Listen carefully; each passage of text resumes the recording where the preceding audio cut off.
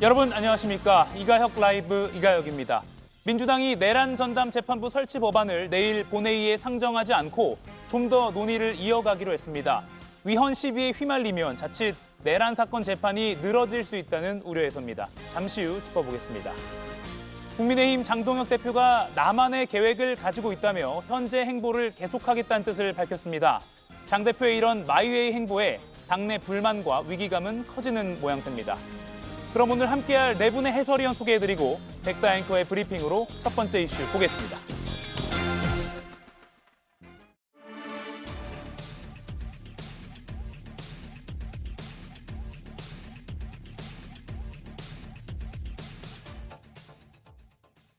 특검은 노상원 수첩 판독 결과 늦어도 2023년 10월 군 장성 인사가 이루어질 무렵부터 준비가 이루어졌음을 확인하였습니다.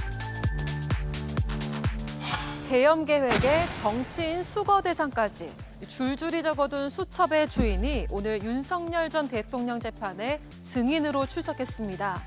그는 2014년 12월 3일 밤 선관위 점령을 주도한 인물로도 지목되고 있죠.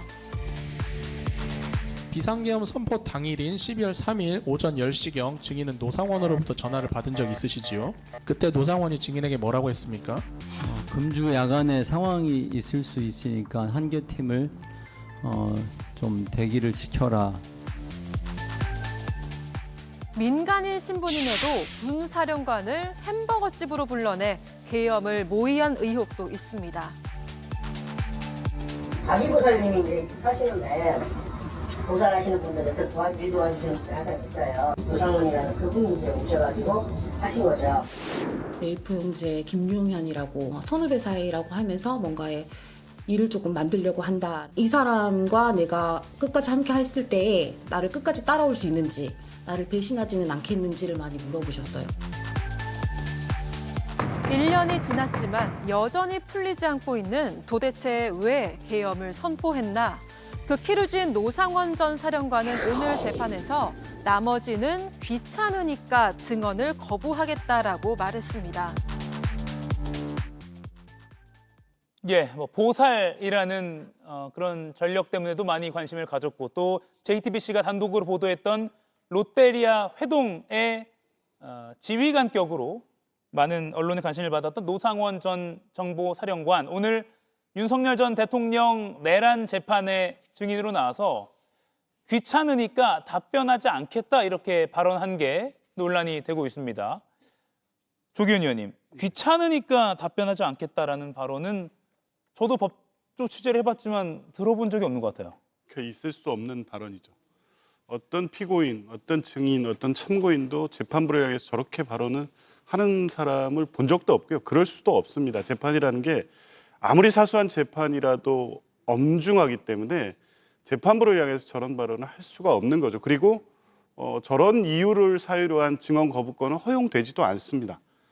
그럼에도 불구하고 저런 발언을 할 수 있었던 것은 노상원을 비롯한 내란 세력이 우리 국민이나 사법부를 포함한 우리 국가기관에 대해서 얼마나 오만하게 생각하는지를 단적으로 보여준 사례고요. 이런 태도는 윤석열 전 대통령, 김용현 전 장관 등 내란의 핵심 피고인들에서 동일하게 나타나고 있습니다.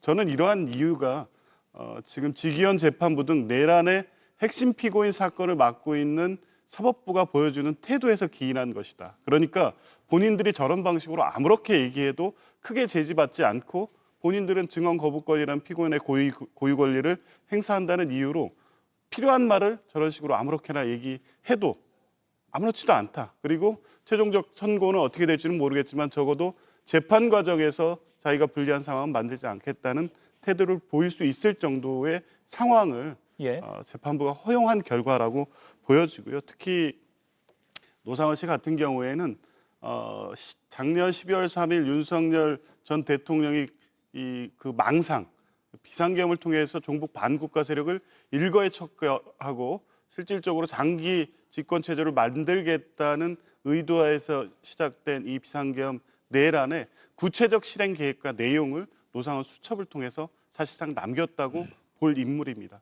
최소한의 반성이나 일말의 양심의 가책도 없이 저런 태도를 보일 수 있도록 만들고 있는 것이 누구인가, 저는 그 지점에서 이 발언의 심각성을 좀 봤습니다. 예. 법정 녹화 중계가 아마 될 텐데 아직 이 노 전 사령관의 귀찮아서 답변하지 않겠다라는 발언이 담긴 그 부분은 언론에 아직 제공이 되지 않은 그런 상황입니다. 귀찮으니 답변하지 않겠다. 시청자 여러분들은 어떻게 생각하시는지 궁금하고요. 김동원 의원님. 예, 귀찮으니까 답변 안 하겠다는 증인 태도 뭐 들어보신 적 있으세요? 예.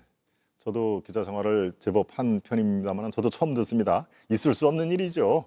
노상원 전 정보사령관이 계엄에 연루가 됐다. 거기에 한 핵심 부분을 맡았다라는 점에서 롯데리아가 등장하고 조금 전에 자료 화면에 남았습니다만 무속인이 등장하지 않습니까? 예. 그래서 당시에는 저 그 비상계엄을 희화시킬 목적으로 이 자꾸 저런 것을 강조를 한다라는 그런 것이 없잖아 있었습니다. 저도 그랬습니다. 왜 무속인이 여기서 등장을 할까라는 의미에서 상당히 저도 갸우뚱하고 그랬는데 답변 태도를 눈여겨 보니요.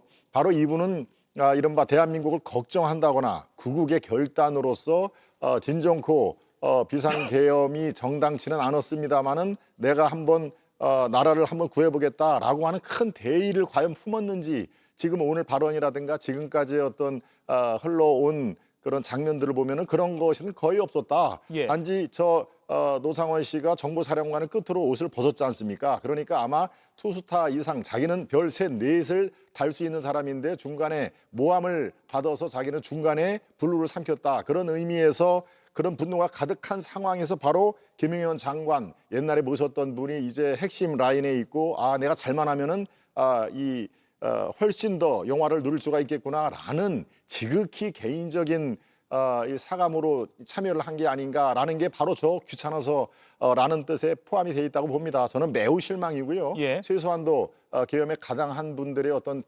대국적인 구국의 어떤 생각 이런 것들이 저렇게 부족한 사람들이 여기에 관여가 됐다는 면에서 다시 한번 놀랐습니다. 예. 조기현 의원님, 아까 그 지기현 재판부 지적을 잠깐 해주셔서 지금 법정 취재 기자에 따르면 귀찮으니 증언 거부한다라는 노 전 사령관의 이 답이 나오니까 재판부가요. 증언 거부는 본인이나 가족이 형사처벌 받을 수 있을 때 이럴 때는 가능한데 말하기 싫어서라는 이유 때문에 안 된다라고 지적을 했다고 합니다. 예. 그러니까 노 전 사령관이 제 재판에 영향을 미칠 수 있어서 거부하는 거다. 이렇게 다시 좀 정정을 했다고 해요. 물론 지기현 재판장이 이 지적을 어떤 어조로 했는지는 아직 알 수 없습니다만 그간의 어떤 비판을 받았던 그런 사항들을 보면 단호하게 지적을 했을지는 영상을 봐야지 알 수 있을 것 같습니다. 다만 지기현 판사까지도 지적할 만한 그런 발언이었네요. 저거는 뭐 저렇게 발언해서 지적하는 것이 아니라 증인이 출석해서 증언을 시작할 때 증언 거부권 고지를 하는 내용입니다. 저것이.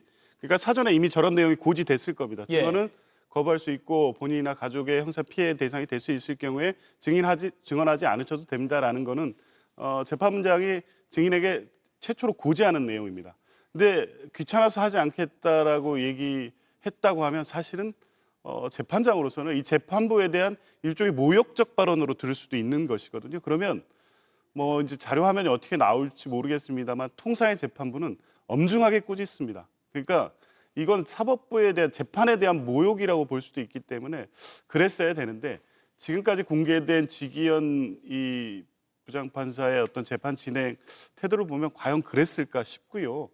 노상원 씨도 알지 않겠습니까? 지기현 판사가 지금 내란 재판을 어떻게 진행하고 있는지를 이미 익히 들어서 알고 있기 때문에 본인이 아무렇게나 말해도 된다고 일단 생각하고 왔던 것 같습니다. 이제 저 지적을 받고 본인의 재판과 영향이 있다고 수정은 했지만 적어도 증언 거부권 행사 내지 예. 오늘 재판에 출석해서 임하는 태도는 사법부에 대한 일말의 존중감도 없는 것으로 보여지고요. 과연 이제 계속 증언 거부권을 행사했다면 지기현 판사가 관여해서 뭐 어떤 다른 발언을 했는지는 모르겠습니다만 적어도 지금까지 다른 공개된 사례에서 볼 때 여전히 지기현 판사의 내란 재판의 이 엄중함에 대한 어떤 책임이나 그에 걸맞는 공판 지위는 없는 것 같아서 여전히 걱정이 많이 됩니다. 예. 그리고 오늘 노상원 전 정보사령관의 증언이 또 주목받았던, 그리고 증인 출석이 주목받았던 이유는 앞서 두 패널께서 설명하신 대로 그 계엄 준비 과정에서 상당히 주도적인 관여를 한 그런 인물이기 때문입니다. 여기서 내란 특검팀이 이런 질문을 했다고 합니다. 지인과 노상원 전 사령관이 통화를 한 거를 제시하면서 며칠이 지나면 알 거고 나라가 복잡한 게 많다. 저 같은 경우는 V를 도와드리고 있다라는 통화를 했다는 겁니다. 지인에게요. 노 전 사령관이 이렇게 말했다고 하고요. 이 며칠이 지나면이라는 게 계엄 선포를 말하는 게 맞냐라고 특검이 노 전 사령관에게 질문을 하니까 법정에서요. 노 전 사령관은 여기에도 증언을 거부했습니다. 김기웅 의원님, V를 도와드리고 있다의 V는 윤석열 전 대통령으로 해석하는 게 합리적이지 않을까요? 당시 뭐 대통령을 얘기할 수도 있고요. 아니면 김영현 장관을 얘기할 수도 있는데 문제는 결정적으로 윤석열 당시 대통령과 이 전 사령관이 실제로 연락을 주고받은 사이냐, 그 부분에 대해서는 제가 알기로는 밝혀진 바는 없는 거로 알고 있습니다. 비아폰을 지급받았어도 그게 대통령과 직접 통화했는지 부분은 특검에서 지금 발표한 내용이 전 없는 거로 알고 있거든요. 그렇기 때문에 저는 이 사람에 대해서, 이 노상원 씨에 대해서 어떤 생각이 드냐면 허장성세가 좀 심한 것 같습니다. 그리고 여러 가지 메모나 여러 가지 어떤 본인들의 계획을 수첩에 댔는데 그게 실제로 이루어진 부분이 어느 정도에 있는지 좀 냉정하게 바라봐야 되거든요. 이런 사람 같은 경우는 본인이 좀 더 권력에 가까이 있다는 것을 주변 사람들한테 좀 얘기할 가능성이 좀 있다고 봅니다. 그래서 여기에서 말하는 며칠 지나면 안다는 게 계엄을 얘기하는 건지, 그리고 VIP를 얘기하는 게 윤석열 당시 대통령을 얘기하는지는 뭐 본인의 입장을 얘기 안 했기 때문에 뭐 확실히 말은 모르겠지만 예. 특검 쪽에서는 아무래도 며칠 지나면 계엄이 있을 것이고 VIP는 윤석열 당시 대통령을 지목하는 게 아닌가 싶고요. 제가 간단하게 말씀을 하나 드릴 게 뭐냐면 해병대 특검 관련해서 구명 로비 의혹할 때 멋진 해병대 그 단톡방에 뭐가 있었냐면 그 이종호 씨라는 사람이 네. VIP한테 연락할 테니까 사표 쓰지 마 얘기를 했습니다. 근데 이번에 해병대 특검에서 구명 로비 관련해서 이종호 씨 관련해서 고 혐의 관련해서는 기소도 못했거든요. 그래서 아무것도 지금 밝혀낸 게 없는데 그 당시에도 VIP가 대통령이었다가 했다가 나중에는 김건희 여사 아니냐 그런 얘기를 했지만 구명 로비를 통해서 특검에서 밝혀진 건 없었습니다. 예, 박지영 의원님, 특검이 통화 내용을 제시한 게 며칠 지나면 알 거고 나라가 복잡한 게 많다. 저 같은 경우 지금 V를 도와드리고 있다라고 노 전 사령관 당신이 이렇게 말한 게 맞냐라고 따져 물었거든요. 저는 뭐 충분히 증거가 될 수 있다고 봅니다. 현역 문상호 정보사령관이 불명예스럽게 제대한 전임자와 만나서 명령을 들어야 될 이유가 없습니다. 그 이야기는 뭐냐면요. 문상호 사령관, 정보사령관이면은 군이라든가 정보 돌아가는 것들 다 압니다. 국방부 장관인 김용현을 통해서 이 사람이 대통령과 연결되어 있겠구나라고 당연히 짐작을 하고 있지 않았겠습니까? 그러니까 그 사람의 명령을 들은 거고요. 또 비화폰에 사용을 했거든요. 비화폰은 분명히 대통령실 겁니다. 대통령실 거기 때문에 대통령과 연결되어 있다라고 추정이 되는 거고요. 그리고 군인에게 기록과 수첩이라는 것은 굉장히 중요한 상급자의 명령을 수행하는 도구입니다. 군인들은 우리 보통 이제 복명복창을 하지 않습니까? 예. 복명복창을 하는 것은 상급자의 명령을 기억하기 위해서고요. 수첩에 기록하는 것도 공직자가 정확하게 그것을 수행하기 위해서입니다. 그런 측면에서 저는 노상원 그 정보사령관의 그에서 나온 수첩이라든가 비화폰 등이 충분한 증거가 될 수 있다. 그렇게 보여집니다. 예, 참고로 오늘 노상원 전 사령관 이후에는 박안수 전 육군 참모총장이 증인으로 출석해서 또 의미 있는 발언을 하지 않을까 언론에 관심이 있었는데 현재까지 파악된 바로는 박 전 총장은 병원 진료를 이유로 불출석하겠다는 뜻을 법원에 전달했다. 이렇게 파악이 되고 있습니다. 아마 출석하지 않고 그래서 당시 계엄사령관이었던 박안수 전 육군 참모총장의 증언을 듣는 것은 오늘은 아마 불발될 가능성이 커 보입니다. 지금 보고 있는 이 포스타라고 하죠. 육군의 수장이었던 박안수 전 육군 참모총장은 증인으로 나올 것으로 예상됐는데 아직까지는 진료를 이유로 불출석의 뜻을 전달했다고 알려져 있습니다. 자, 그러면 내란 전담 재판부 관련한 정치권의 상황을 좀 지켜봐야 될 것 같습니다. 일단 오늘 오전부터요. 전국 법관 대표회의가 열렸고요. 조금 전에 종료가 됐습니다. 정치권은 공방 중인데 법조계, 특히 판사들은 어떻게 생각하느냐에 대한 주목이 많았는데요. 이례적으로 법관 대표회의 의장의 발언이 언론에 공개됐습니다. 들어보시죠. 현재 국회에서 사법제도에 관한 여러 중요한 법안들이 논의 중이고 국민들에게 미치는 영향이 매우 크므로 법관들이 재판에 관한 전문성이나 실무 경험에서 나오는 의견들을 국민들께 상세히 말씀드리는 것 또한 책무라고 생각합니다. 네, 박진영 의원님. 판사들의 이 대표 회의체, 법관 대표회의에서 신중한 논의를 촉구한다 이런 입장이 나왔어요. 이건 어떻게 좀 보셨습니까? 뭐 재판을 담당하는 그 상권 분립 기관으로서 충분히 할 수 있는 이야기다. 뭐 그런 생각이 듭니다. 다만 본인들의 밥그릇이 걸렸을 때는 이렇게 집단 행동을 하면서 의견을 표출하면서 왜 불법 내란이 있었을 때는 한마디도 못했나라는 비판은 저는 벗어나기 어렵다라고 봅니다. 불법 계엄 당시에 포고령 활자화된 것 아닙니까? 그러면 그 부분에 대해서 그 당시에 사법부가 이 포고령은 헌법 위반이다, 불법이다 판단해 줬어야 되는 것 아닌가요? 그리고 또 모든 국민이 생중계되는 상황을 봤는데 그때도 사법부는 입장을 밝힌 적이 없습니다. 오히려 어떤 일이 있었냐면요. 만약에 계엄이 이루어졌을 때 사법부가 어떠한 일을 해야 되는가라는 것을 가지고 회의를 했다고 합니다. 이것은 어떻게 보면 사법부가 불법 계엄을 정당하게 인정을 하고 여기에 대해서 어떻게 호응할 것인가 라는 오해를 살 수 있는 그런 행동까지 있었습니다. 아하. 다시 한번 말씀드리지만 사법부가 사법부로서의 분명히 불만을 이야기할 수 있습니다만은 이것은 밥그릇 싸움의 영역이 아니라 본인들이 잘못한 것부터 먼저 성찰하고 반성한 것에서부터 출발했더라면 국민들이 좀 더 수긍하지 않을까라는 말씀 드리고 싶습니다. 예, 김동원 의원님. 신중한 논의를 촉구한 이 전국 법관 대표회의 결과 어떻게 보셨습니까? 네, 저는 이 법관들이 모여서 오늘 논의를 한 게 밥그릇 싸움으로만 비춰지지는 않습니다. 이것이 지금 저 의장이 얘기한 대로 국민들의 실생활과 연결되는 점이 중대하지 않을 수 없다 하는 얘기를 저는 상당 부분 공유를 합니다. 이거는 뭐 법관이라는 그 직업 자체에 대한 평가하고는 별개인 것이죠. 여기서 지금 유연성 논란이 있는데요. 유연성의 핵심은 헌법 101조에 명확히 나옵니다. 헌법 101조를 보십시오. 그럼 사법권은 법관으로 구성된 법원에 있다라는 그 짧고도 묵직한 내용이 그대로 다음에 있습니다.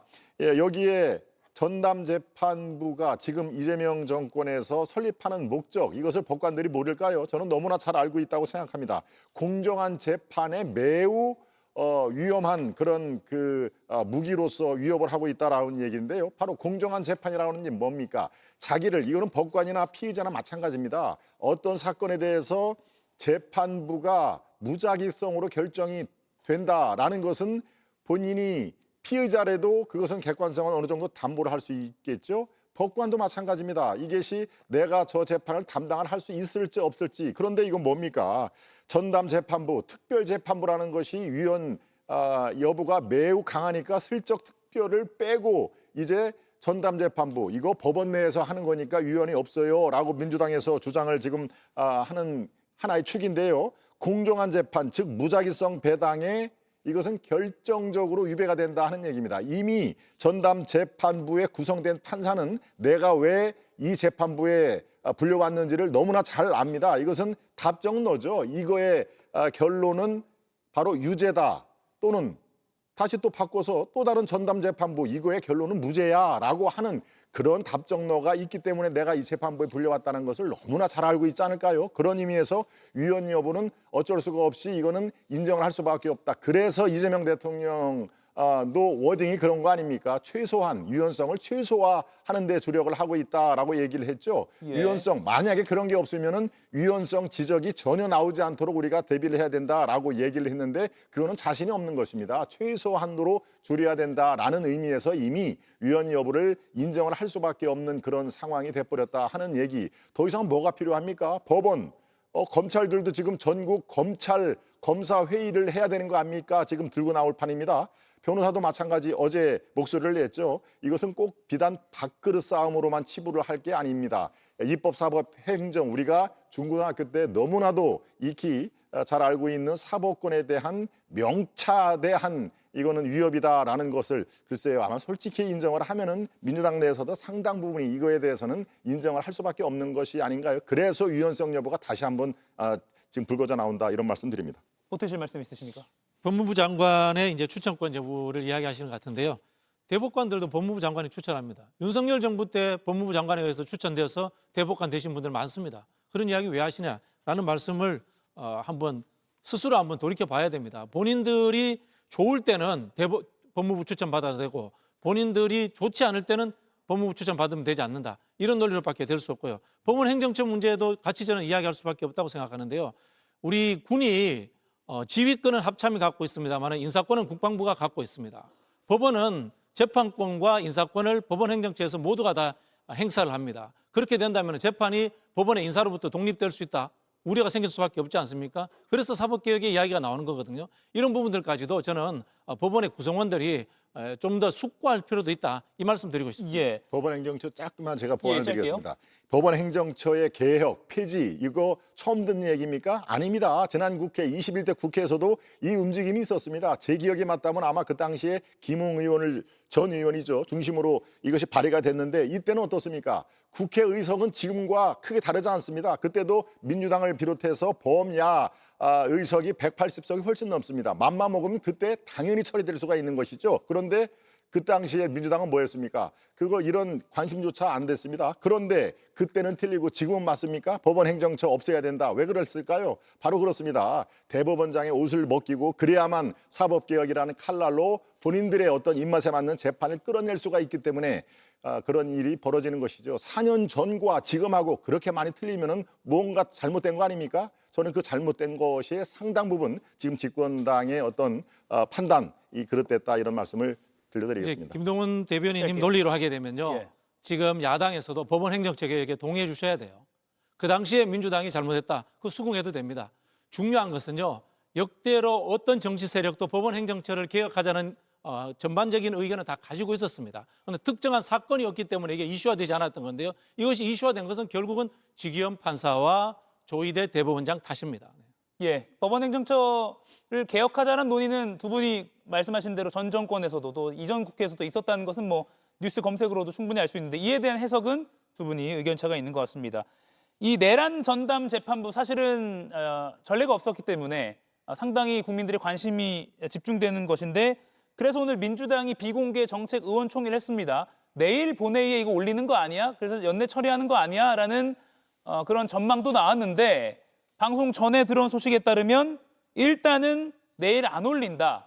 그리고 조금 더 당 안팎의 전문가, 의원들, 시민사회단체 의견 더 듣겠다. 이런 결론이 난 겁니다. 조기현 의원님. 막판 고심 중인 겁니까 그러면? 뭐 그럴 수밖에 없는 상황입니다. 뭐 여러 우려가 제기되고 있는 사정은 당 지도부나 원내 지도부 또 법사위에도 익히 알고 있었는데 뭐 이렇게 좀 속도를 낸 것은 시급성 때문이었습니다. 뭐 다 아시다시피 2026년 1월이면 윤석열 피고인의 구속기한이 종료됩니다. 석방 가능성이 생긴 겁니다. 지기현 재판부는 지난 3월에 윤석열 전 대통령을 전례 없는 그 구속 취소 결정을 한 바가 있어서 그게 같은 맥락에서 연결되기 때문에 우려가 있기 때문에 시급성이 강조가 됐던 거고요. 근데 이제 내란 전담 재판부 설치에 대한 이 찬반 양론이 있고 위헌성에 대한 문제 제기가 있는 것은 사실이지만 분명히 해야 될 것은 내란 전담 재판부의 필요성과 당위성에 대해서는 뭐 민주당 당내는 물론 뭐 대통령실을 비롯해서 시민사회 단체까지 공감하고 있습니다. 왜냐하면 조희대 대법원장을 중심으로 한 사법부 그리고 지기현 판사 등 내란 사건의 주요 사건을 담당하고 있는 재판부가 초래한 사법 불신이 극에 달했기 때문에 이 지금 사법부가 하는 내란 재판을 그대로 맡겨도 좋겠느냐에 대한 문제 의식 때문에 내란 전담 재판부 설치의 필요성이 제기가 된 거고요. 그래서 입법이 된 겁니다. 다만 이제 한편에서는 내란 전담부 자체가 위헌이라고 반대하는 입장에서는 그런 사법부에 대한 불신에 대해서는 전혀 고려하지 않고 그냥 무조건 안 된다는 거 아니겠습니까? 그래서 뭐 차제에 여러 제기된 문제에 대해서 오늘 의총 논의 결과에서는 그런 시비가 없도록 완벽한 법안을 만들자는 의견들이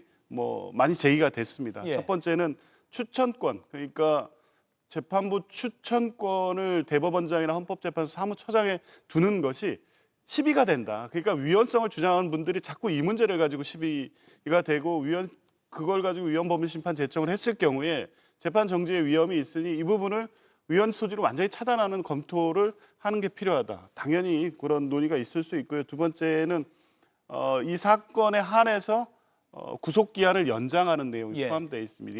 이것 역시 형사소송법의 특별 조항이기 때문에 이 부분을 또 문제 제기하고 있다는 거죠. 저는 이 부분에 위헌 시비가 있을 수 있다는 문제 제기 타당하다고 보고요. 그래서 대통령실과 당에 공식적으로 내란 전담 재판부 설치에 대한 의견이 통일돼 있음에도 불구하고 위헌 시비로 인해서 위헌 법률 심판이 재청되거나 재판이 지연되거나 이런 경우에 부작용도 생길 수 있다는 거에 대한 공감대까지 가 있기 때문에 빠른 시기에 추진한다는 원칙에는 변함이 없지만 위헌 시비를 완전히 차단하는 법안 개정으로 가야 된다는 여론들을 충분히 수렴한 후에 처리하겠다는 방향으로 오늘 의총이 가닥을 잡은 것 같습니다. 그럼 연내 처리는 계속 목표로 갖춰가는 거죠? 기본 목표입니다. 왜냐하면 내년 1월에 주요 사건 판결들이 나오기 때문에 전담부 설치의 마지노선은 올해 12월 30일이 될 수밖에 없을 것 같습니다. 예. 상대당 김기웅 의원님, 지금 민주당에서 속도 조절에 들어간 모습입니다. 어떻게 평가하세요? 우선적으로 민주당이 주장하는 것 중에서 제가 받아들일 수 없는 부분이 있습니다. 사법부에 대한 신뢰도 그리고 또 국회 다수석을 점유하고 있는 민주당의 그 국회에 대한 신뢰도 국민들이 어떻게 평가할까요? 사법부의 신뢰도가 낮을까요? 아니면 국회의 신뢰도가 낮을까요? 그리고 지금 전제로 말씀하시는 게 조희대 대법원장 그리고 주기현 판사의 재판이 잘못됐다고 생각하는 게 국민들의 다수입니까? 그 여론조사 하셨나요? 그게 아니잖아요. 여론조사가 그 부분에 대해서는 일종의 지금 프레임이라고 봅니다. 그래서 제가 말씀드리고 싶은 거는 우선적으로 주기현 판사나 이제 조희대 대법원장에 대해서 사법부를 공격하는 지점에 대해서 근거가 좀 있어야 된다. 그러니까 민주당이 바라보고 이재명 대통령에 대해서 유죄 판단을 했기 때문에 그거는 문제고 그거는 대선 개입이라고 한 건 민주당의 얘기입니다. 과연 국민들이 그렇게 생각하고 있는지에 대해서는 객관적인 팩트가 없습니다. 제가 그 말씀을 드리고요. 또 하나, 전국 법관 대표 회의라는 쪽은 이른바 굳이 따지자면 진보와 보수를 따졌을 때 진보 쪽입니다. 그렇다면 진보를 표방하는 사람들이 모인 그 회의체에서 그리고 또 경실련에서 참여연대에서 그리고 조국혁신당에서 민주당을 빼놓고선 다 위원이 있다고 얘기합니다. 그리고 아까 말씀하신 거 대법관이 선출될 때 법무부 장관이 뭔가 추천을 한다. 맞습니다. 그런데 그거는요. 대법관이 어떤 재판을 맡을지 모르기 때문에 그거는 전체적인 상황입니다. 그렇지만 이거는 내란 전담 재판부는 딱 특정한 겁니다. 그러니까 우리가 특정 사건과 특정 인물에 대해서 사후적으로 이거를 사법부가 아니라 외부적인 추천위원회에서 결국은 임명을 한다는 건 이건 상권 분립에 반하는 겁니다. 그렇기 때문에 지금 위헌 소지가 있는데 핵심적인 거 외부에서 추천하고 그것으로 인해서 임명하는 그 과정이 그 단계가 바뀌지 않는 한 위헌적인 어떤 논란은 계속 지속될 수밖에 없다고 봅니다. 예. 그리고요. 이건 박진영 의원께만 좀 잠깐 여쭐게요. 김병기 원내대표가 의원총회에서 이 내란 재판부에 대한 우려를 표명했다 이런 온라인 기사가 조금 보도가 되고 있습니다. 저희 방송 전에 의원총회가 막 끝났기 때문에 비공개 의원총회에서 나온 얘기에 대한 기자들이 막 취재가 들어가고 있고요. 그래서 기사가 하나씩 뜨고 있는데 전선이 흐려지면 안 된다. 이런 차원에서 김병기 원내대표가 우려를 표했다는 거예요. 이건 어떻게 보십니까? 동일한 흐름인 것 같아요. 말씀드린 것처럼 이게 위헌 논란으로 가서는 안 된다는 거죠. 그래서 말씀하신 것처럼 법무부 장관의 추천 등의 위헌적 요소의 시비가 있는 부분들을 없애버리면 되는 겁니다. 그렇게 하면 저는 해결된다라는 생각이 들고요. 다만 중요한 것은 이 사건을 누가 초래했느냐 하는 겁니다. 우리 김기웅 대변인이 이재명 대통령 후보에 대한 대법원 판결을 이야기하는데 그게 중요한 게 아닙니다. 지금 중요한 것은 우리 국민들이 봤을 때 윤석열이 구속 만료돼서 풀려날 수 있다. 윤석열을 지기현이 무죄 선고하면 어떡하느냐라는 이 우려가 가장 큰 겁니다. 그럼 원인 제공자는 누굽니까? 역사에 최초로 있는 구속 기간을 날짜에서 시간으로 바꾼 사람 거기에 있는 거고요. 그런 우려를 전달했으면서도 재판부를 바꾸지 않는 조희대 대법원장 이런 문제들이 작동하기 때문에 국민들이 의심하고 있는 겁니다. 국민들이 의심을 합니다. 사법부를 이렇게 이야기하는데 사법부는 뭐라고 답을 합니다. 우리는 독립하겠습니다. 이런 이야기 딴소리를 하고 있는 거예요. 지금 앞뒤가 안 맞는 이야기를 하고 있는 겁니다. 민주주의는 기본적으로 사람을 의심하는 것이고 사람을 의심하기 때문에 그것을 법률과 제도로서 옥매고 규제화하려고 하는 겁니다. 그렇게 접근을 해야 되는 것이고요. 국회의 신뢰도와 사법부의 신뢰도는 완전히 다른 겁니다. 국회는 재판하지 않습니다. 그리고 국회도는 신뢰도가 떨어지면 투표로서 국민들이 선택을 해버립니다. 그럼 사법부의 신뢰는 떨어지면 어떻게 해야 됩니까? 그걸 어쩔 수 없이 국민의 대표기관인 대의기관인 국회가 법률로서 거기에 대해서 제동을 걸 수밖에 없는 거예요. 물론 여기에서는 말씀드린 것처럼 위헌적 요소가 있다면 그것에 대해서 논란을 할 수밖에 없고 그것은 없애야 되는 거고요. 예. 사실 이거는 거의 1시간 이상 잡고 법적인 검토부터 해서 토론을 해도 좋을 주제고 또 워낙 시청자 여러분들도 관심을 많이 가지실 만한 주제인 것 같습니다.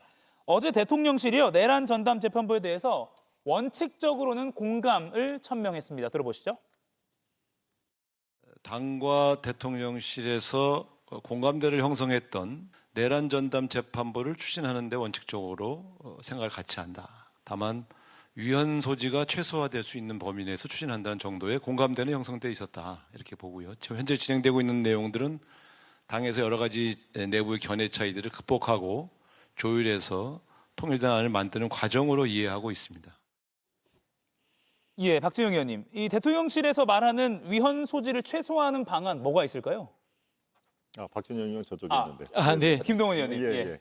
얼굴은 제가 김동원 의원 보면서 박지영 의원이라고 했습니다. 그렇습니다. 지금 저것도 준비되는 발언으로 저는 보이지가 않습니다. 예. 뭔가 말은 해야 되겠는데 최소화에 너무 방점을 찍은 거 아닌가. 그래서 위헌 소지를 최소화한다라고 이론적으로는 얘기를 했는데요.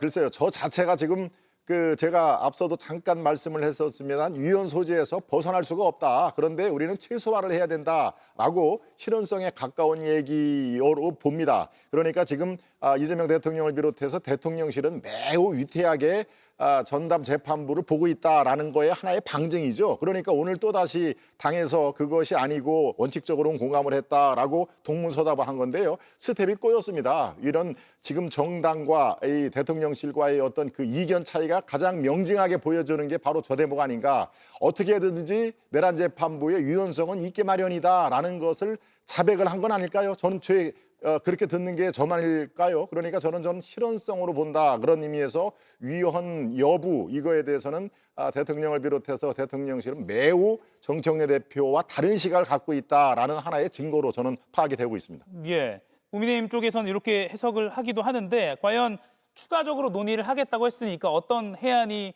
민주당 내에서 도출이 될지 좀 지켜봐야 될 것 같습니다. 제가 박진영 의원이라고 하면서 김동원 의원을 쳐다보는 이런 실수 소지를 최소화해야 되는데 네.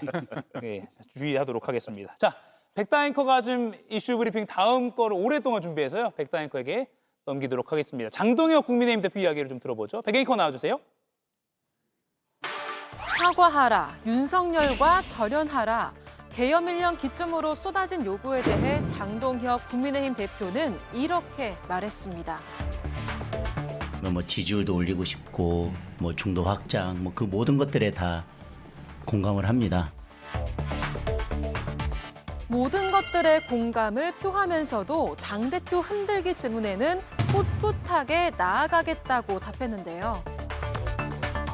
그러나 그래도 저는 저만의 타임 스케줄과 저만의 계획을 가지고 제가 생각했던 거에서 크게 이탈하지 않고 가고 있다고 생각합니다. 외부 일정을 줄이고 릴레이 의원 면담에 돌입한 장 대표. 그런데도 마이웨이 우려가 여전한 이유는 저만의 계획 발언 공개 이전에 이미 대표를 향한 강력한 쓴소리가 있었기 때문이죠. 똥 묻은 개가 겨 묻은 개 비판하는 꼴이니 우리가 아무리 이재명 정부를 비판해도 국민들 마음에 다가가지 못합니다. 윤석열 전 대통령과의 인연 다 벗어 던지고 계엄의 굴레를 벗어나자. 나만의 계획이 있고 계획대로 가고 있다는 장동혁 대표. 그의 타임 스케줄은 과연 무엇일까요? 예, 나만의 계획을 가지고 있다.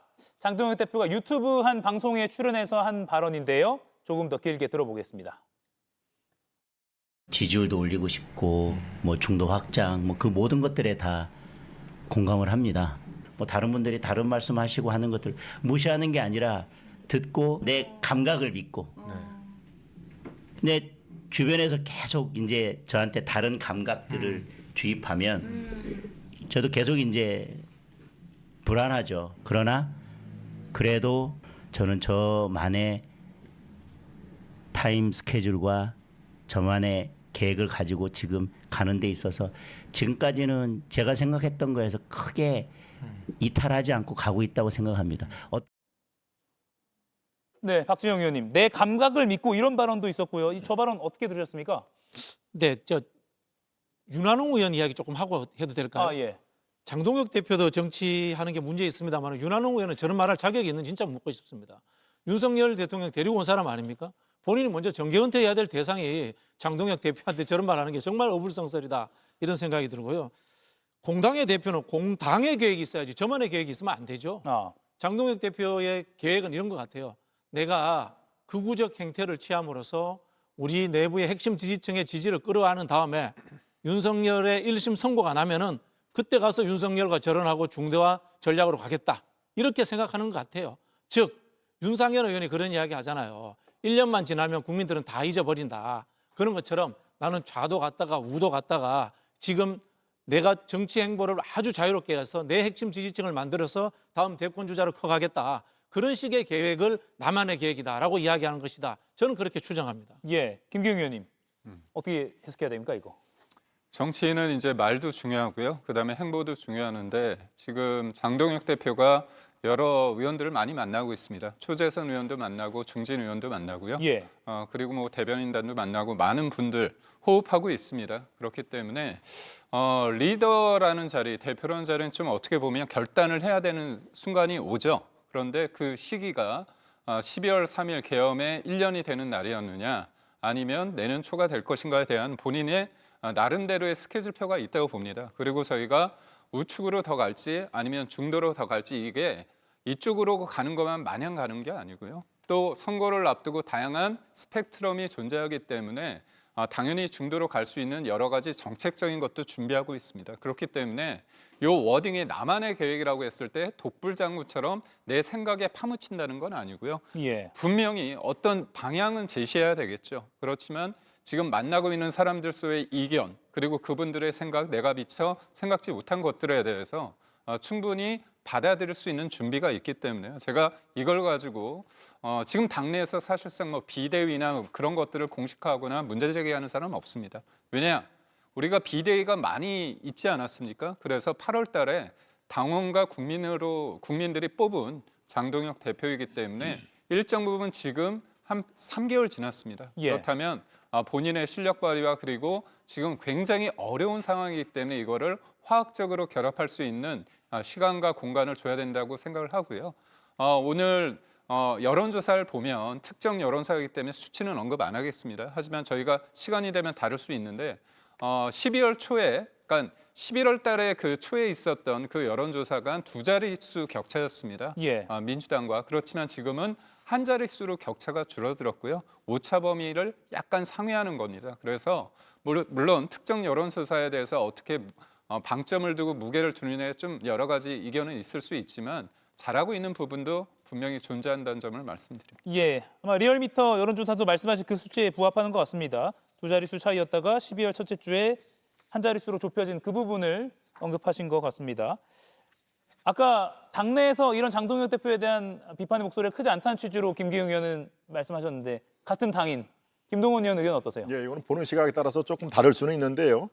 이거 당 안팎에서 여러 의견이 분출되는 것이 사실입니다. 그리고 제가 오늘 들었던 내용 중에 의미 있는 내용이 12월 3일, 즉 계엄 1주년과 장동혁 대표 취임 100일 아니겠습니까? 12월 3일 날 국회 소통관에서 이른바 중도층을 더 보듬어야 된다. 윤과의 절연을 하고 사과를 해야 된다라고 하는 분, 서명을 올린 분이 25분이나 됐는데요. 불과 일주일이 채 되지가 않았는데 이게 45명까지 늘었다라는 것이 지금 저 화면에 나옵니다만은 일을 하는 주축이 되는 인사로부터 제가 직접 들은 내용입니다. 그러니까 25명에서 약 열흘 정도 간에 20명이 또 추가 합류를 했다. 물론 추가 합류를 하는 것이 반장동혁 대열에 합류를 하는 것은 아닙니다. 이른바 윤곽의 전열을 확실하게 하고 계엄 사과 이것은 10번이면 어떻고 15번이면 어떠냐라고 하는 그런 거에 민주당의 프레임에 우리가 넘어가서는 안 된다라는 의미에서 동참한 것으로 봐야 되는데요. 이렇게 그 세력이 점점 넓어지는 것은 사실입니다. 비단 저는 충북 청주시의 책임을 맡고 있는 당협위원장입니다만 주말에도 3일 동안에 내내 당원 및 시민들과 각종 행사를 통해서 접점을 만들어 놓고 있습니다. 예. 그분의 어떤 그 저간에 흐르는 물밑의 그 심정은 제가 잘 알고 있다고 자부를 하는데요. 많은 분들이 정말 불특정 다수, 침묵하는 다수들이 하는 얘기가 있습니다. 이분들이 바로 중도층이자 나는 지금 이쪽 저쪽도 다 지지를 안 해. 나는 무당층이야 하는 분들이 적어도 이른바 수도권이라든가 캐스팅 보트를 준 충청권은 굉장히 많습니다. 이분들은 지금 당은 어떤 형식으로든지 변화와 쇄신을 해야 된다. 그렇지 않으면 나는 그쪽 당에 표 다시 다음 지방선거든 국회의원 선거 등 표를 줄 마음이 없어요. 당 먼저 변하는 모습을 보여주세요라는 그런 얘기입니다. 그러니까 이거 심각하게 받아들이는 그 지금 상황이다. 그리고 지금 장 대표 그 말씀 중에 100일이 지났습니다마는 나만의 어떤 스케줄이 있다. 100일이면요 많은 국민들이 충분한 시간 변하는데 그 모습을 보는데 어느 정도 시간이 있다라고 판단을 합니다. 그런 의미에서 여론조사가 천천히라도 우상향을 하고 있었냐라는 의미에서는 지금의 퀘스천이 있는 것이죠. 그러면서 저는 장동혁 대표도 결단의 시간이 그렇게 많이 안 남았다. 빠른 시간 내에 더 쇄신을 위한 결단은 필요하다라는 것을 제가 지역민의 민심을 대신해서 말씀을 드립니다. 예, 조기현 의원님. 예. 장동혁 대표 사과 계엄사가 골든타임은 이미 지났다고 봐야겠죠? 그렇습니다. 사실은 이번 1주년이라는 것이 어쨌든 상징적이고 특별한 의미가 있지 않습니까? 마지막 기회를 국민들께서 줬다고 생각합니다. 이미 사실 여론조사의 최근에 이 리얼미터 여론조사를 가지고 말씀하시는데 여론조사는 추세를 봐야지 그렇게 ARS 여론조사 몇 군데에서 나타난 양상을 보고 그것이 지지율의 변화가 있다라고 착각을 하시면 지금 가시는 대로 저만의 계획을 갖고 계속 가시면 됩니다. 그런데 그 심각성을 정말 느끼고 있는지 모르겠습니다. 저는 가장 큰 문제의 원인은 당내 소통이 전혀 되지 않는 상황에서 마이웨이를 고집하고 있는 겁니다. 의원들, 중진, 초선들 만나고 있지만 그 자리에서 아마 이 저만의 계획이라는 걸 얘기하지 않으셨을까요? 그러면 그게 통해서 장동혁 대표를 믿고 가보자라는 여론이 형성이 됐어야 되는데 전혀 그렇지 않습니다. 비판의 목소리가 커지고 있고요. 조직적 행동으로 나타나고 있습니다. 그 마지노선이 지난 12월 3일이었다고 보여지는데 지금 상황에서도 저만의 계획을 얘기한다고 하면 당내에서는 그게 당을 위한 계획이 아니라 그냥 나를 위한 계획이다. 이렇게 받아들여지고 있기 때문에 당의 운명에 대해서 관심 없이 본인의 정치를 하고 있는 것이 아니냐라는 불만들이 표출될 수밖에 없는 것이고요. 글쎄요, 그게 이제 지난 대선 결과에서 그 와중에도 40% 이상을 얻은 득표율을 혹시나 기대하고 그거에 안주해서 결국 돌아올 것이라고 생각한다면 대단한 착각입니다. 그 당시 대선 지지율은 혹시나 이것이 보수 전체의 괴멸을 우려한 집결 현상이 나타난 것뿐이고요. 그 이후에 민심은 상당히 변합니다. 보수나 중도 보수 또 극우까지 포함한다고 하더라도 지금의 국민의힘을 대안으로 생각할 수 있을지에 대한 근본적 회의가 시작됐다는 점을 전혀 지금 착목하지 못하고 있는 것 같습니다. 국민의힘이 타당의 문제이고 경쟁하는 야당의 문제이긴 하지만 저는 이런 식으로 국민의힘이 가는 것이 국민 전체를 위해서 우리 정치 전반의 미래를 위해서도 바람직하다 않다고 보기 때문에 국민의힘에서 어떤 다른 목소리가 더 나와야 그나마 보수 재건에 새로운 희망이 생기지 않을까 그런 생각을 해봤습니다. 예, 의회 정치라는 게 두 날개가 모두 건강하게 펄럭여야 되니까요. 그런데 민주당에서도 대표 리더십 위기다 이런 언론의 분석이 나왔습니다. 지난주 금요일 1인 1표제 부결 때문인데요. 정청래 대표는 긴급 기자회견을 열었습니다. 진심으로 사과드립니다. 노력했으나 중앙위원회에서 부결됨으로써 저의 약속을 지킬 수 없게 되었습니다. 지방선거 룰과 관련된 당헌 개정안은 수정안을 내서 빠른 시간 안에 재부의해서 다시 중앙위원회에 의결 절차를 밟겠습니다. 네, 박지영 의원님. 이거 정청래 대표의 대표 후보 시절 공약이었잖아요. 근데 이게 부결됐습니다. 이거 어떻게 해석하세요? 사실 당내에서는 이게 크게 중요한 이슈가 되지 못했어요. 언론에서 정청래 대표와 이재명 대통령의 갈등을 이렇게 부추기면서 이슈화 됐을 뿐인데요. 이게 왜 부결됐냐면은 성원이 안 됐습니다. 중앙위원들의 투표율이 낮아서 이게 부결된 거거든요. 그 전에 여론조사도 보시면요. 참여율이 한 20%도 채 안 됩니다. 그만큼 당원들이 윤석열 내란 이후에 정권 교체가 되고 한숨을 놓고 있는 상황이기 때문에 당내 이슈들에 대해서 큰 관심이 많이 떨어졌습니다. 저는 뭐 그 정도 수준으로 이해하는 것이 적절치 않나라는 생각이 들고요. 그래서 한편으로 저는 뭐 우리 정청래 지도부에 제가 감히 조언을 드리자면은 이런 구조적 문제, 당원 구조적 문제보다 민생 경제 정책을 지방선거 중심으로 개발할 시기가 이제 되지 않았나라는 말씀 드리고 싶습니다. 부결 이후에 민주당 내에서 공개 비판도 좀 나왔습니다. 보면 뭐 당내 민주주의 문제다, 성찰과 보완이 필요하다. 이번 개정안 준비한 조승래 사무총장 용퇴하라, 뭐 제대로 하라는 당원의 명령이다 이런 지적들이 나왔습니다.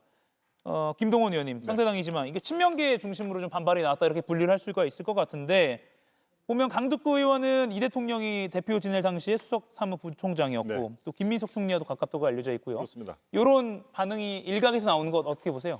이거는 이 분석하기에 아주 쉽고 명쾌합니다. 이것은 이재명 대통령을 중심으로 한 민주당의 주류 세력들의 정청래 불신임이죠. 이거는 한마디로 당연히 신임하지 않는다라는 그 메시지의 표현에 다름 아닙니다. 이게 지금 민주당에는 중앙위라는 이름이 있고요. 우리 국민의힘은 전국위라는 게 있습니다. 여기에 대략 한 600명에서 한 700명 정도 위에, 저도 물론 당연히 중앙위원 중에 한 사람입니다만은 이거는 정말 이 정치 고관여층이 모여 있는 데입니다. 주요 당직자뿐만이 아니라 각 지역에서도 핵심 역할을 하는 분들이 그 당의 아주 핵심적인 여론을 흘러보내는 그런 정치 고관여층이기 때문에 여기에서 참여율이 20% 안 된다 하는 것도 물론 심각한 얘기지만 여기서 부결이 됐다 하는 얘기는 1인 1표라는 정말 이 등가성의 명분을 얻고 시작한 그 정청래식 개혁임에도 불구하고 이것이 부결이 됐다. 이거는 100% 불신임입니다. 그래서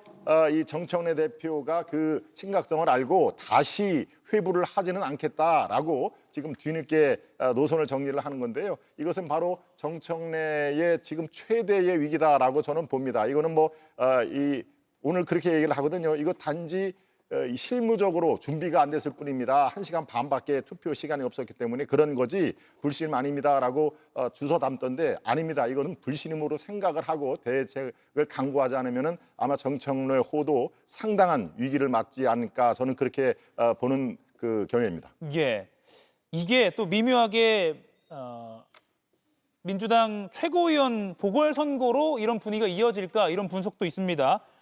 지금 지방선거에 출마를 선언하면서 최고위원회에서 물러난 사람이 3명 있고요. 그 자리를 채우는 선거가 내년 1월 11일에 열릴 예정입니다.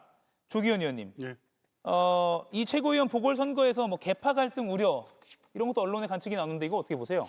전혀 그 과장된 해석인 것 같습니다. 그러니까 지금 이 정청래 대표의 리더십에 뭐 문제 있지 않겠느냐라는 분석이라든가 이런 게 출발은 친명 친청 갈등 뭐 여기서 출발하는 건데요. 이게 실제하지 않는 프레임입니다. 물론 당원분들 중에는 이 정청래 대표나 당의 어떤 사법 개혁안이나 일부 이 개혁안에 대한 소위 급속한 추진이 대통령의 이 성과를 훼손하는 자꾸 흐리는 이런 부분에 대한 문제 제기가 계속 나오고 있는 건 사실이지만 그렇다고 해서 정청래 대표와 이재명 대통령 간에 문제가 발생하거나 당원들 간에 조직적으로 갈등이 생긴 문제가 아닙니다. 그런 것들을 부추기는 일부 보수 언론이나 이런 부분이 있을 뿐이고요. 지금 사안 자체도 당내 어떤 민주적 절차와 토론 과정에서 제기된 문제고 이게 중앙위원회 표결로서 그냥 나타난 것뿐입니다. 지금 문제 제기를 하시는 분들 역시 이 1인 1표에 대한 원칙과 방향에는 다 공감을 합니다. 다만 대의원제를 보완하는 방식에 대한 충분한 논의 없이 이렇게 왜 급하게 가느냐에 대한 문제 제기가 있었고 그게 일정 정도 당원 이 중앙위원회 여론의 공감을 얻으면서 부결이 된 것뿐입니다. 그뿐이고 그래서 필요하면 추가적으로 논의를 하겠다는 것이고요. 지금 박진영 의원님께서 말씀하신 것처럼 아마 이제 예산국회가 끝난 지금 상황에서는 지방선거를 준비해가면서 가장 중요한 이슈가 될 민생 경제에 집중하는 방식으로 아마 당과 대통령실이 협의를 해나갈 것이고요. 아마 그 과정에서 대통령실과 당정대 간에 아무런 갈등이나 문제가 없다는 것이 분명하게 드러나게 될 것입니다. 예, 김기웅 의원님 상대당이지만 분석 어떻게 하고 계세요? 그러니까 친명 친정 분열시키려는 그런 거다 그런 얘기를 하셨는데 예. 그런 게 없다고 한다면 정청래 대표와 박수현 수석 대변인의 표정이 저렇게 어두울 리가 없죠. 그러니까 단순히 언론과 정치 호사가들이 하는 얘기가 아니고요. 무엇보다도 이재명 대통령께서 2023년도에 당대표를 할 때 1대 60이라는 권리당원 60대 대의원 한 표가 권리당원 60인데 그거를 1대 20으로 낮췄습니다. 그러고 나서 비명행사, 친명행사를 통해서 당을 접수하고요. 그리고 어떻게 됐습니까? 그때 연임에 성공했습니다. 그 성공 방식을 누구보다도 정청래 대표가 알아서 본인이 공약으로서 했던 게 당원 주권 시대였습니다. 그래서 1인 1표 맞지 않습니까?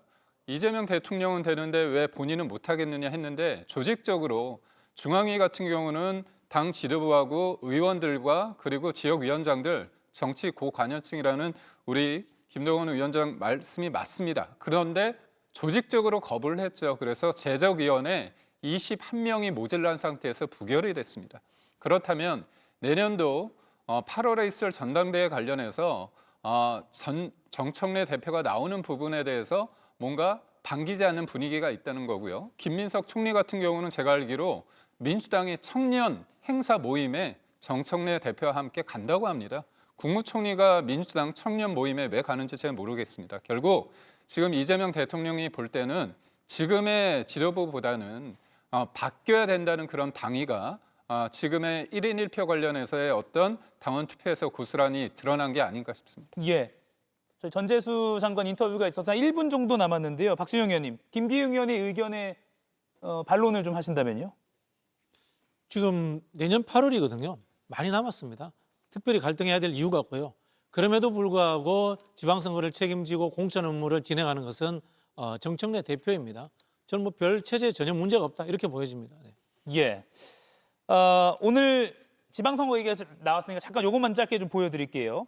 이재명 대통령이 오늘 소셜미디어에 이런 게시글을 하나 올렸습니다. 정원호 서울 성동구청장 잘하긴 하나 보다.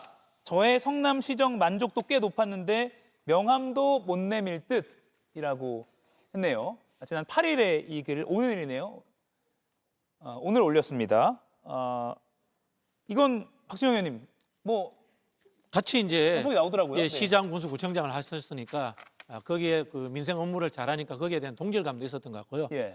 저 민주당이나 국민의힘 의원들이 잘 아셔야 될 것 같은데요. 지금 국민들의 정치 염려가 심각합니다. 예를 들어 볼게요. 수원의 염태영이라는 국회의원이 계신데요. 경기도지사 후보로 이름을 올렸습니다. 국회의원 염태영 하면 여론조사가 한 자릿수가 나옵니다. 전 수원시장 염태영 하면 두 자릿수가 나옵니다. 그만큼 우리 국민들은 국회의원들보다도 단체장 등 민생과 경제에 집중했던 정치인들을 선호한다라는 말씀을 덧붙여서 드리고 싶습니다. 예. 저 정도면은 정말 사전 선거 운동의 그 의혹을 불러일으키는 거 아니겠습니까? 예, 이 얘기는 예. 내일 이 시간에 좀 더 이어 나가야 될 것 같습니다. 전재수 장관 인터뷰가 있어서요. 네 분과의 토론은 여기서 마무리하겠습니다. 고맙습니다.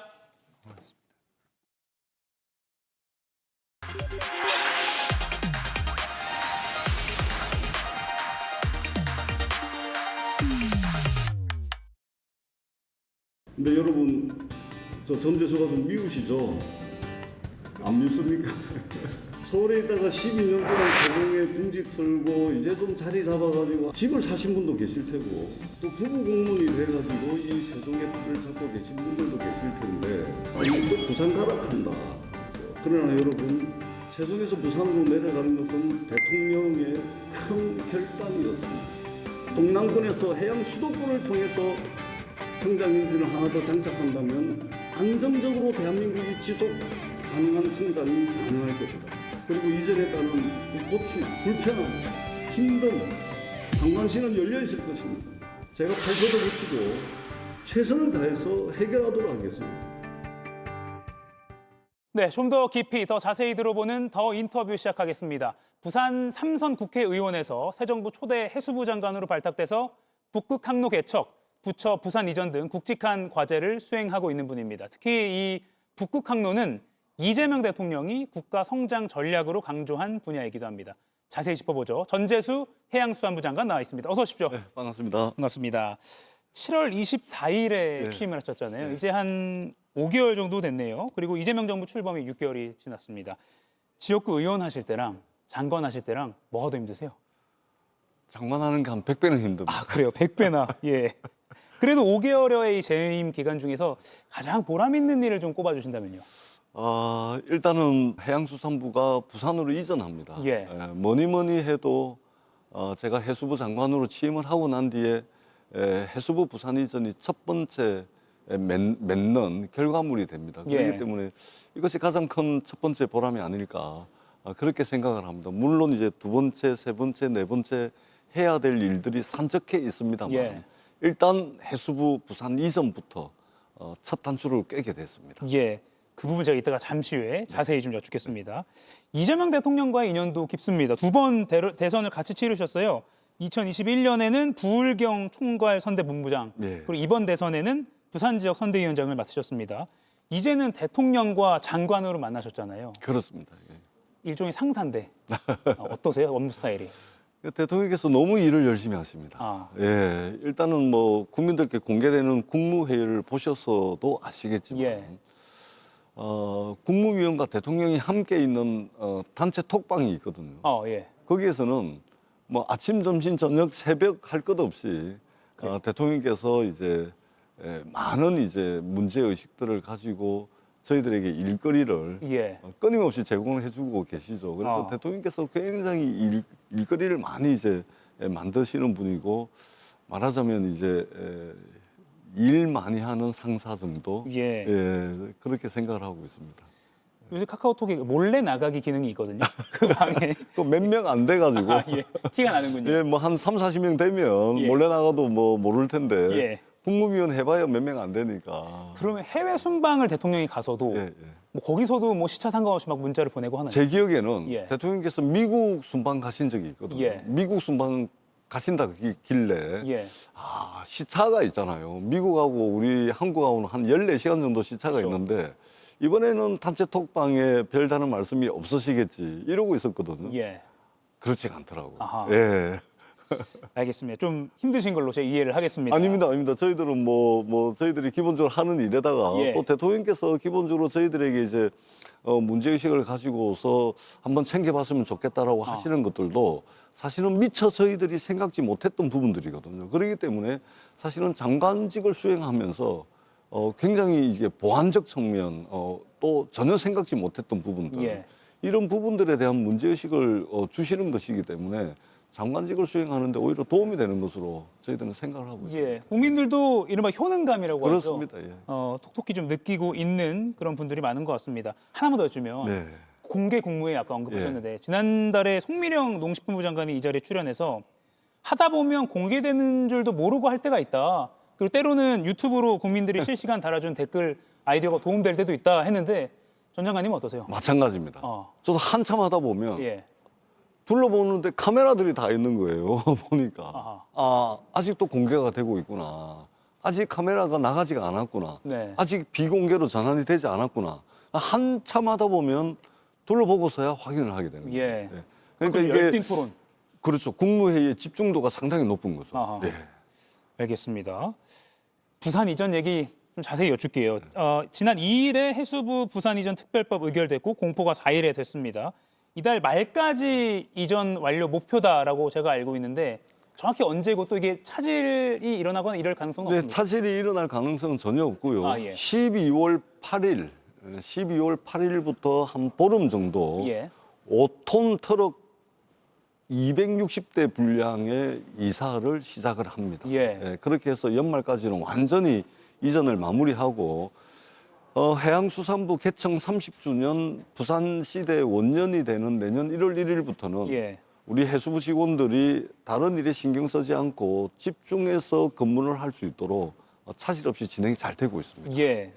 그런데 앞서 아까 영상에도 봤는데 갑자기 이제 부처 공무원들이 뭐 주말 부부를 해야 한다거나 그렇습니다. 또 뭐 공무원 부부도 많잖아요. 뭐 다른 부처는 세종에 있는데 뭐 남편은 또 내려가야 되고 뭐 이런 경우 불만 없습니까? 애로사항이 엄청 많았습니다. 그래서 제가 해수부 장관 취임하고 난 뒤에 이 제 핸드폰 번호를 전부 공개를 하고 제가 직접 불편하고 어려운 상황들 힘든 거 제가 직접 받기도 하고 그다음에 우리 해수부 내에 가장 공감 능력이 뛰어난 사람 그 팀원들을 중심으로 팀 위드 유라는 별도의 팀도 만들고 또 부산 이전 추진단도 만들고 여러 가지 그 동원할 수 있는 모든 자원을 다 동원을 해가지고 힘들고 어려운 이야기를 다 듣고 또 발굴하고 그래가지고 맨투맨식으로 맞춤형으로 지원하기 위해서 최선의 노력을 다했습니다. 그래가지고 제 핸드폰 번호를 공개했을 초기에는 많은 문자들이 왔었는데 무슨 내용이 와요? 예를 들면 좀 전에 말씀하셨던 아이들이 전학을 해야 되는데 아이들이 친구들과 헤어져야 되니까 하루 종일 울고 있다. 또 남편은 문체부 공무원인데 어떡하냐. 그다음에 집을 팔려고 내놨는데 집이 안 팔린다. 전세 계약 기간이 1년 이상 남았다. 뭐 굉장히 다양합니다. 우리 해수부 직원들이 850명인데 850가지의 사연들이 다 있었습니다. 그렇겠네요. 그것을 개인별 맞춤형으로 최대한 지원을 하려고 했고 처음에 이제 시작했을 때는 문자 메시지가 엄청 오다가 이제 정부 지원 대책이라든지 또 지방 정부의 지원 대책이 발표가 되고 난 뒤에는 그리고 불편함을 해소하기 위해서 많은 노력을 하고 난 뒤에는 이제 문자가 지금 현재는 거의 오고 있지 않습니다. 불편함이 조금 있긴 하더라도 큰 불편함 정도는 다 걷어냈다. 그렇게 저는 평가를 하고 있습니다. 아니 그 강제로 전학 가야 될 어린이들에게는 장관님이 카드라도 좀 보내셔야 될 것 같은데요. 편지라도. 알겠습니다. 근데 이 사실 부산 이전 필요성은 많이 논의가 되었잖아요. 그런데 왜 부산이어야 하는가? 사실 뭐 해양 도시 하면 목포도 있고 다른 곳도 있는데 왜 부산인가요? 그렇습니다. 목포도 있고 저기 속초도 있고 포항도 있고 뭐 여러 군데가 있는데 우리가 해수부가 부산으로 그냥 이전하는 것이 아니고 북극 항로 시대가 열리고 있거든요. 새로운 뱃길, 새로운 바닷길, 새로운 항로가 열리고 있고 이것은 대한민국이 수도권 일극 체제를 극복하는 데 있어서 굉장히 중요한 기회입니다. 그러려면 거점 도시, 전략 도시가 있어야 되거든요. 근데 이 거점 도시, 전략 도시는 북극 항로 시대가 가져오게 될 직접적이고 간접적인 경제 이익을 흡수해 가지고 세계 각국과 경쟁했을 때 경쟁 우위에 설 수 있는 항만 시설이라든지 또는 그 해운 인프라라든지 또 배후의 산업 인프라, 또 인재 인프라 이런 것들이 기본적으로 갖춰져 있어야 됩니다. 그런 측면에서 볼 때 부산항은 세계 2위의 환적 항만이고 세계 7위의 컨테이너 처리 항만입니다. 뿐만 아니고 지금 현재도 전 세계 268개 전기 컨테이너 노선을 가지고 있고 전 세계 280개 항만과 연결이 되어 있습니다. 그렇기 때문에 중국이라든지 미국이라든지 일본이라든지 러시아와 경쟁할 수 있는 북극 항로를 놓고서 경쟁할 수 있는 해운 항만 인프라, 산업 인프라, 인재 인프라를 그 어떤 항만보다 월등하게 가지고 있기 때문에 여기를 전략 거점으로 삼아야 되겠다. 그래가지고 해양수산부를 부산으로 이전시키고 그리고 해양수산부를 해양수도로 만들고 부산, 울산, 경남을 해양수도권으로 묶어내고 그다음에 여수, 광양에서 부산, 울산, 포항에 이르는 이 권역을 북극 항로 경제권역으로 묶어내면 한반도 남단에 새로운 경제권역이 형성이 되는 겁니다. 그러면은 대한민국의 서울 수도권은 지금 미어 터져가지고 죽어가는 상황이고 서울을 제외한 나머지 지역은 말라 비틀어서 죽어가는 상황이거든요. 이 서울 수도권 일극 체제를 극복을 하고 대한민국이 지속적이고 안정적인 성장이 가능한 다극 체제로 나아가는 그 전초기지의 역할을 부산에서 시작을 하는 것입니다.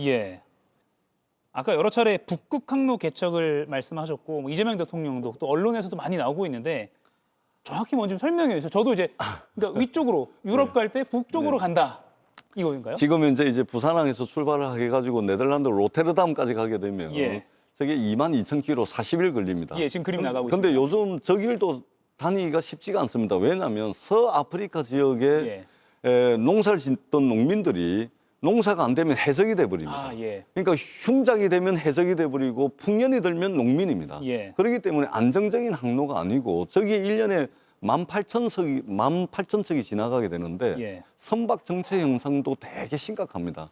그래서 지금 현재 이 수에즈 운하를 가게 되는 이 남방 항로, 그 외에 그 밑으로 가는 그 희망봉을 돌아가서 가는 이 항로도 있는데 여기보다 훨씬 짧은 항로가 바로 북극 항로고 15,000km 20일 정도밖에 걸리지가 않습니다. 예. 그리고 더 중요한 것은 지금 현재 수에즈 운하를 통해서 가는 이 남방 항로에는 탄소를 막 배출시키면서 댕기는 배들도 다닐 수가 있는데 예. 작년 7월 달부로 이 북극 항로에는 친환경 선박만 다닐 수가 있습니다. 그러면 친환경 선박에 대한 발주가 많아지겠죠.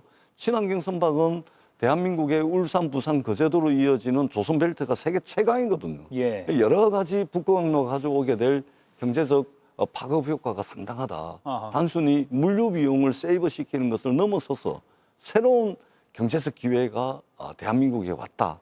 이렇게 판단을 하시면 될 것 같습니다. 조선업에도 도움되고 또 장기적으로는 우리 지구한테도 도움이 되는 거네요. 그렇습니다. 아하. 그러니까 이 북극항로에는 탄소를 막 배출시키는 이런 이제 선박은 못 댕깁니다. 다니니까. 친환경 선박만 작년 7월부터 다닐 수가 있습니다. 예. 근데 아까 늦었다고 말씀하셨잖아요, 우리나라가. 그럼 더 빨리 하고 있는 나라들이 많은 겁니까? 지금 러시아가요. 예. 우크라이나와 전쟁 중이지 않습니까? 근데 2035년까지 39조 원의 투자 계획을 이미 몇 년 전에 발표를 해가지고 지금 현재 새로운 항만 시설, 새로운 환적 인프라를 건설을 하고 있습니다. 서쪽으로는 러시아 무르만스크에서 동쪽으로는 러시아 블라디보스토크까지 투자가 대대적으로 이루어지고 있고요. 또 가깝기도 하니까. 그렇습니다. 그다음에 중국을 주목을 해야 되는데 중국은 1대1로 정책에 빙상 실크로드라고 있습니다. 이 빙상 실크로드가 바로 북극 항로인데 중국이 세계 최초로 전기 컨테이너 노선을 북극 항로에 개설을 했습니다. 예. 지난 9월 23일 날 중국 하이제 해운이 아크틱 익스프레스 서비스라 그래가지고 북극 항로의 전기 컨테이너 노선을 이미 개설을 해가지고 가장 앞서 나가고 있고 이미 다니고 있나요? 그럼? 이미 다니고 있습니다. 예, 전기 컨테이너 노선이 이미 만들어진 겁니다. 예. 그리고 작년 한 해만 하더라도 중국이 시범 운항하고 하면서 35번이나 저희들은 2016년 이후에 시범 운항을 한 번도 못 했거든요. 예. 작년에만 중국이 무려 35번을 북극 항로를 다녀왔습니다. 예. 일본도 제4차 해운 기본 계획에 북극 항로를 포함을 시켜가지고 준비를 하고 있고 미국 같은 경우도 최근에 미국 해안 경비대가 쇄빙선 11척을 발주를 했습니다. 예. 이 쇄빙선은 북극 항로에만 필요한 것이거든요. 아. 전 세계가 이미 몇 년 전부터 북극 항로를 선점하기 위해서 막대한 투자와 국가 정책의 우선순위를 확 끌어당겨 가지고 국가의 역량을 상당 부분 투자를 하고 있다. 이렇게 보시면 될 것 같습니다. 예. 그리고 같은 부산인 지역구인 그 조경태 국민의힘 의원이 이거 경제성 사실 낮다. 왜냐하면 부산항 전체 물동량 중에 유럽으로 가는 거는 5.6%밖에 안 된다. 이렇게 좀 반론을 제기하기도 했거든요. 지금 현재 시점에서는 맞는 말씀입니다. 예. 지금 현재 시점에서는 그렇습니다. 그런데 이제 포항공대 연구진에 의하면 2030년에 북극항로가 연중 운항이 가능하고 예. 스웨덴과 미국의 연구 결과에 의하면 2027년이 가능하다 그러는데 그때 얼음이 완전히 녹아가지고 연중 항해가 가능해지는 시점을 위해서 우리가 준비를 하는 것이지 예. 지금 당장은 그게 맞습니다. 그리고 지난 데이터를 보더라도 2014년부터 2024년까지 물동량이 10배가 늘었습니다. 지금 현재 연중 운항 체계가 아님에도 불구하고 예. 그렇기 때문에 조경태 의원의 비판은 지금 현재 시점에서는 맞는 말이긴 하지만 그것은 굉장히 건시안적이고 미리 준비하지 않으면 이미 전 세계가 미리 준비하기 위해서 수십조 원의 투자 재원을 투자를 하고 있고 예. 국가와 정책의 우선순위를 확 끌어당기고 있는 상황이거든요. 그러면 우리가 지금 현재 유럽으로 가는 남방항로, 미국으로 가는 미주항로, 그다음에 새롭게 열리기는 북극항로가 생기게 되면 부산이라는 곳은 이 글로벌 3대 항로가 부산 앞바다를 지나가게 됩니다. 예. 그러면은 여기가 우리가 지하철로 따지자면 1호선, 3호선, 5호선이 만나는 환승역과도 같은 곳이 부산항이 될 텐데 이것의 경쟁력을 더 키우기 위해서 우리가 집적화해서 시너지 효과를 내가지고 그 세계 경쟁에서 이기겠다는 건데 아무것도 하지 말아야 된다는 이야기인데 그것은 저는 상당히 좀 건시안적인 북극항로에 대한 평가가 아닐까 그렇게 생각을 합니다. 무슨 말씀인지 이해가 됩니다. 이 얘기를 좀 해볼게요. 수산물 가공식품 시장, 뭐 수출, 개척 이런 것도 해수부가 일을 하고 있더라고요. 저는 뭐 이렇게 북극한 거 이런 것만 하는 줄 알았는데 국무회의에서 수산식품 홍보하려는 전 장관님과 네. 농축산식품 홍보하려는 송미령 장관의 약간 경쟁이 온라인에서 화제가 되고 있거든요. 네. 한번 영상 보고 네. 이야기도 나누겠습니다. 국민은 내년에 초등학교 1학년 아이들한테 일주일에 한 번씩 과일 간식 제공할 거거든요. 국산 과일로. 먹으면서 드셔보십시오. 그럼요. 드셔보십시오. 맛을 평가해 주십시오. 국민장관 인자는 해수부입니다. 수산물. 이걸 잠시 내려보세요. 왜? 이게 이제 전복으로 만든 절편이거든요. 이제 전복으로 만든 말하자면 인상적이죠. 국민장관님 요새 좀 부실하신 것 같은데 그럼 이거 드셔야 돼. 전복으로 만든 아니 이게 부실하시면 이거부터 같이 드세요. 거의 뭐 장관 두 분이 카드 결제기 꺼내실 거의 이 정도 분위기인데 김이 요새 그렇게 잘 팔린다고요? 김을 우리가 금은 반도체라 그러거든요. 10월 달까지 저희가 10억 달러를 수출했습니다. 예. 1조 5천억입니다. 어마어마한 것이죠. 전 세계인들이 김의 매력에 빠져 있고, 예. 근데 더 중요한 것은 김이 상상을 초월할 정도의 수출 실적을 냈는데 해수부가 준비하고 있는 제2호 K시푸드를 대표하는 제2호 수산물, 제3호 수산물을 저희들이 준비를 하고 있습니다. 예. 예를 들면 굴, 그다음에 넙치. 특히 넙치 같은 경우는요. 예. 활어 형태로 해가지고 지금 미국으로 엄청 나가고 있습니다. 그다음 굴에 대해서는 전 세계인들이 굴이 가지고 있는 그 영양분에 대해서 굉장히 관심을 가지고 있습니다. 그리고 우리가 굴과 넙치를 차세대 K시푸드의 대표 상품으로 키우겠다라고 자신감을 가지고 있는 것이 뭐냐면 예. 굴 양식 기술과 넙치 양식 기술이 대한민국이 세계 최강입니다. 물량을 안정적으로 얼마든지 공급할 수 있고 그리고 이것에 대한 그 세계인의 입맛을 사로잡을 수 있는 그런 매력들이 있는 수산물들이기 때문에 예. 김이 금은 반도체로서 어마어마한 실적을 냈는데 연이어서 굴, 넙치 이것이 바통을 이어받아 가지고 대한민국을 대표하는 수출 효자 상품이 될 것이라고 저는 확신을 합니다. 그럼 빨리 캐대언 2에서 굴이나 넙치가 나와야 될 것 같은데요. 그렇습니다. 연락을 빨리 취하셔야 될 것 같습니다. 온실가스 이야기를 좀 해볼게요. 지난번에 이 자리에 기후부 장관이 나와서 석탄발전소 줄여나가고 또 재생에너지나 원전으로 대체하면 이산화탄소 줄여나갈 수 있다 이렇게 강조를 했는데 해수부도 굉장히 줄일 수 있는 노력을 많이 하면 또 도움이 많이 되잖아요. 그렇습니다. 예. 그 한마디로 딱 표현하면 블루 카본이라고 하는데요. 이 지구 전체 면적의 70%가 바다입니다. 예. 그래서 이 바다 해양 생태계를 제대로 갖고 가지고 이 해양 생태계로 하여금 탄소를 흡수할 수 있도록 하자. 예를 들면 갯벌, 그다음에 그 해조류들, 뭐 여러 가지 것들이 있습니다. 그래서 이 해수부에서 집중적으로 우리가 블루카본 정책을 아주 세세하게 저희들이 촘촘하게 준비를 하고 있고 일정 부분 좀 성과가 나고 있는 부분들도 있습니다. 그래서 우리 해수부가 탈탄소 하는 데 있어서도 큰 역할을 하고 있다라는 말씀을 드리겠습니다. 예. 여쭙 게 많은데요. 시간은 한정돼 있고 이 질문 좀 드릴게요. 이번에는 해수부 장관이 아니라 부산 북구 국회의원 전재수께 좀 드리는 질문입니다. 민주당 유일의 지금 부산 지역 국회의원이시기도 하고 그런데 계엄 1년을 지났는데도 국민의힘은 글쎄요, 뭐 사과는커녕 옹호하는 발언이 당대표한테 나오고 있고 그런 분위기입니다. 부산 지역 지금 정치권을 바라보는 민심이 좀 어떤가요? 일단 뭐 다른 건 모르겠고요. 제가 지금 해양수산부 장관이지 않습니까? 부산 시민들이 20년 동안 해양수도 부산, 해양수도 부산, 해양수도 부산이라고 노래를 불러왔는데 그런데 20년 동안 공약만 내걸고 여야를 막론하고 정치인들이 선거 끝나면 싹 그 없던 일이 돼버렸거든요. 그런데 이재명 당시 후보께서 해수부를 부산으로 이전시키겠다라는 공약을 내걸었을 때 20년 동안 부산 시민들이 쏘가왔잖아요. 쏘가와 놓으니까 믿지를 않았거든요. 근데 대통령 되시자마자 해수부 이전을 지시를 하시고 곧 12월 말이면 해양수산부가 부산을 완전히 이전을 하는데 부산 시민들이 적어도 이재명 정부에 대해서 어떤 효용감, 정말 되는구나. 말한 것을 정말 실천을 하네. 공약한 것이 실천되는구나.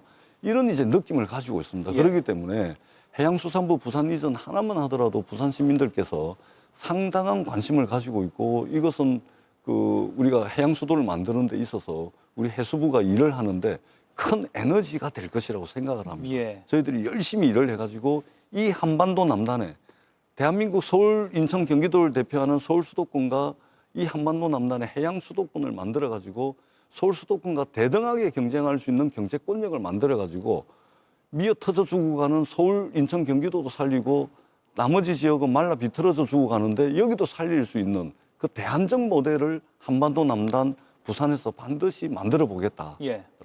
약속을 꼭 드리도록 하겠습니다. 시간이 다 됐지만 마지막 질문 드릴게요. 많은 분들이 관심 갖고 계시는 의문일 것 같습니다. 부산시장 출마하십니까? 제가 조금 전에 말씀드렸지만 해수부 부산 이전, 동남투자공사, 회사전문법원, 그다음에 경쟁력이 있는 해운대기업 본사 부산 유치, 여기에다가 해수부 산하 공공기관 이전까지 너무나 많은 일들이 동시다발적이고 압축적이고 신속하게 진행이 되고 있습니다. 예. 제 앞에 지금 해야 될 일들이 산처럼 쌓여 있습니다. 이 일을 열심히 할 겁니다. 그렇게 해서 해양 수도를 부산으로 만들고 부산, 울산, 경남을 해양 수도권으로 여수, 광양, 부산, 울산, 포항을 북극 항로 경제권력으로 만들 수 있는 콘크리트보다 더 단단한 인프라를 예. 제가 장관을 하는 임기 동안 만들어내기 위해서 최선을 다할 겁니다. 예. 미묘한 답변을 주셨습니다. 그런데 굴과 넙치는 방금 빼먹으셨습니다. 이것도 노력해 주셔야 됩니다. 네, 당연히 그렇습니다. 알겠습니다. 지금까지 전재수 해양수산부 장관과 이야기 나눠봤습니다. 고맙습니다. 네, 고맙습니다. 이제 스마트하게 쓰세요. 당신의 스마트폰 안한 쿠쿠 초소형 정수기. 100도씨 끓인 물은 물론 차가운 냉수까지. 작은 것은 오직 사이즈뿐. 쿠쿠 미니백 초소형 정수기. 치킨이 다 거기서 거기지라는 말 좀 하지 마요. 고추말도 모르면서. 응? 계속 알고 싶은 프라닭의 시그니처. 고추마요 치킨, 프라닭 치킨. 슬림웨이. 슬림웨이. 슬림한 몸매 갖고 싶니? 슬림웨이 다이어트. 두드림. 왜 자꾸 화장품을 고민해? 피부가 좋으려면 피부가 좋아야지. 피부가 건강해야 뭐든 맞거든. 화장품보다 먼저 세포랩. 몰랐던 당신의 피부 능력. 세포랩 바이오제닉. 2022년 3월 윤석열 당시 대통령 당선인 집무실 용산 이전 이유를 이렇게 밝혔습니다.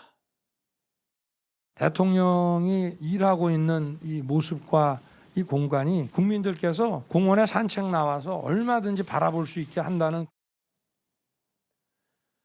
청와대가 지나치게 외부로부터 단절돼 있다는 오랜 비판도 반영된 걸로 보이는데 이 용산의 첫 대통령에겐 집권 내내 불통이란 수식어가 따라붙었습니다. 잦은 지각 출근으로 비밀 통로를 만들었다느니 집무실에 전용 사우나가 있었다느니 여러 의혹까지 무성했습니다. 그 불통의 끝은 탄핵이었습니다. 오늘부터 본격적으로 대통령실을 청와대로 다시 옮기는 작업이 시작됐습니다. 성탄절쯤 이전이 완료된다고 합니다. 제2의 청와대 시대.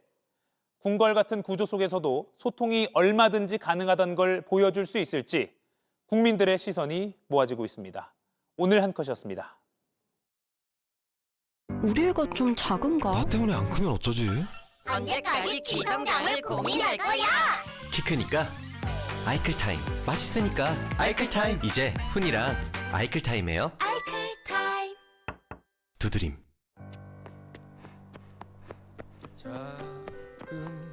어떤 꿈은 혼자선 끝까지 가기 어렵습니다.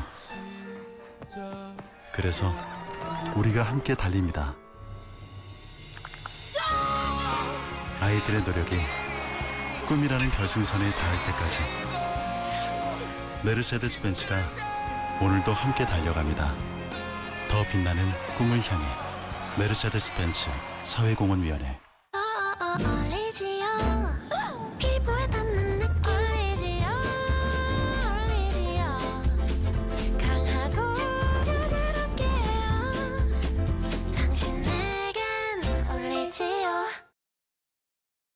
바로 이어지는 JTBC 뉴스룸 예고해드리겠습니다. 김형석 독립기념관장이 시설을 사유화한 정황이 또 확인됐습니다.